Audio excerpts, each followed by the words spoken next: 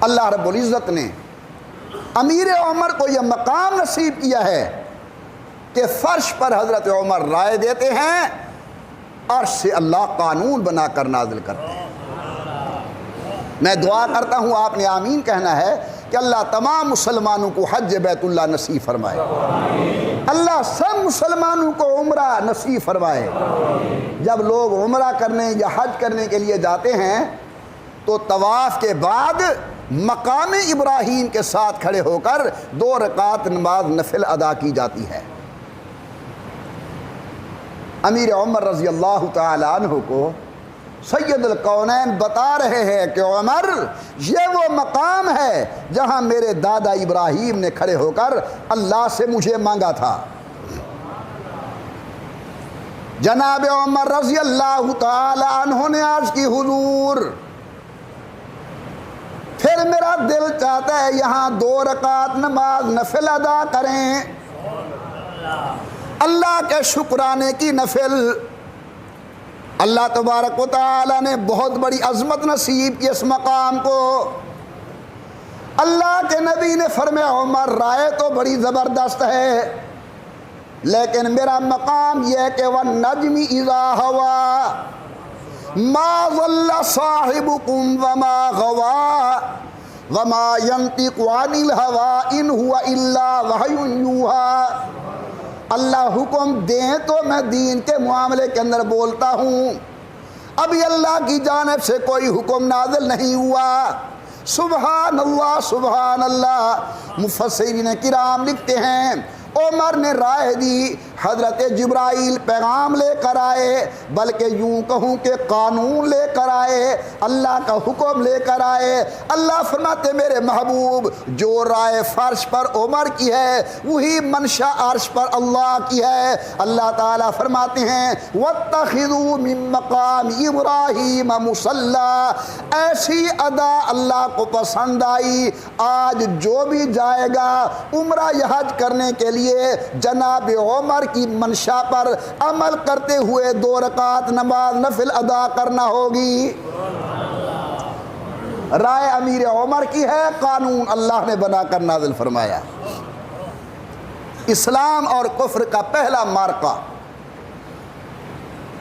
غزوہ بدر، اللہ تعالی نے اسلام کو فتح نصیب فرمائی۔ بقول علامہ اقبال رحمۃ اللہ علیہ، تھے ان کے پاس 2 گھوڑے، چل رہے 8 شمشیریں، اور بدلنے آئے تھے یہ لوگ دنیا بھر کی تدبیریں۔ ایسے فقیر کہ کسی کے گلے کے اندر قمیص نہیں ہے، کسی کے سر کی پگڑی نہیں ہے، کسی کے پاؤں کا جوتا نہیں ہے، ہاتھوں کے اندر تلواریں نہیں، کھجور کی چھڑیاں لی ہوئے ہے۔ جب میدان بدر میں آئے، حضور اکرم نے اللہ کی خدمت کے اندر دعا کی، اللہم ان تہلک ھذہ العصابہ، اللہ اگر یہ لوگ ختم ہو گئے کل تجھے سجدہ کرنے والا کوئی نہیں ہوگا، مجھے نہ کہنا کہ میری دربار میں سجدہ کرنے والا کوئی نہیں۔ رحمت سے جواب ملتا ہے، کیوں گھبرا رہے ہو؟ وَلَقَدْ نَصَرَكُمُ اللَّهُ بِبَدْرٍ وَأَنْتُمْ أَذِلَّةٌ۔ اللہ پاک نے ایسی نصرت عطا فرمائی کہ دنیا حیران ہے۔ اس غزوہ بدر کے نتیجے کے اندر کفار کے آدمی قید ہو کر دربار نبوت میں پہنچے۔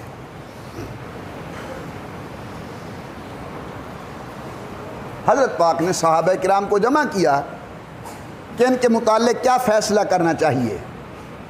ایک فیصلہ یہ ہے کہ پیسے لیں، فدیہ لیں، چھوڑ دیں۔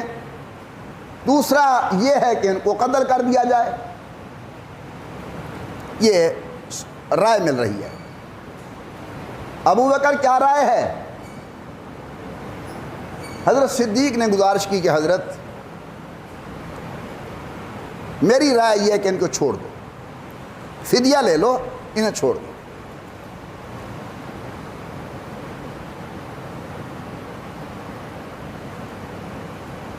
اگر میری گزارش کو آپ توجہ سے سمجھیں تو میں ایک بات عرض کرتا ہوں، یہ امیر عمر حضرت صدیق نے رائے کیوں دی؟ اس لیے کہ صداقت ہوتا ہے عکس نبوت، صداقت ہے عکس نبوت۔ جس طرح نبوت کے اندر رحم و کرم کا دریا موجزن ہے، وہی رحم و کرم صداقت کے اندر بھی موجزن ہے۔ جس طرح نبی رحیم و کریم ہے، صدیق بھی رحیم و کریم ہے، اور نگاہ بصیرت سے صدیق یہ دیکھ رہے تھے آج ہم چھوڑیں گے تو کل یہ سارے امام الانبیاء کے خادم بن کر کلمہ پڑھ کے حضور کے دروازے پر آئیں گے، ہم نے کیوں جان مارنی، ہم نے تو دل لینا ہے ان کا۔ عثمان آپ کی کیا رائے ہے؟ حضرت ابو بکر نے صحیح کہا۔ حیدر قرار، علی اور مرتضیٰ آپ کی کیا رائے ہے؟ حضرت ابو بکر کی رائے ٹھیک ہے۔ کونے میں بیٹھے ہوں حضرت عمر، آپ نے پوچھا کہ عمر آپ کی کیا رائے ہے؟ بڑی نیاز مندی سے گزارش کرتے ہیں کہ حضرت ہوگا وہی جس طرح آپ فرمائیں گے یا اللہ فرمائیں گے، جہاں تک میری ذاتی رائے کا مسئلہ ہے میری غیرت ایمانی گوارا نہیں کر سکتی کہ اللہ اور اللہ کے رسول کا دشمن ہمیں زمین پر چلتا ہوا نظر آئے۔ جو میرا رشتہ دار ہے میرے ہاتھ میں دو، جو صدیق ہے اس کے ہاتھ میں دو، جو حیدر قرار کا ہے اس کے ہاتھ میں دو، جو عثمان با وفا کا ہے اس کے ہاتھ کے اندر دو، ہم ان کی گردنیں ختم کر دیں۔ اکثریت کا فیصلہ ہے کہ فدیہ لو اور چھوڑ دو۔ حضرت نے فیصلہ فرما دیا، توجہ فرمائیں، فیصلہ ہو گیا، ڈاکیا آ گیا، جناب جبرائیل آ گئے بارگاہ نبوت کے اندر۔ امام الانبیاء سرکار دو عالم اللہ میاں آپ کو سلام فرما رہے ہیں، اور اللہ فرماتے میرے پیارے محبوب آج تو وحش کی انتظار کیے بنا آپ نے فیصلہ فرما دیا۔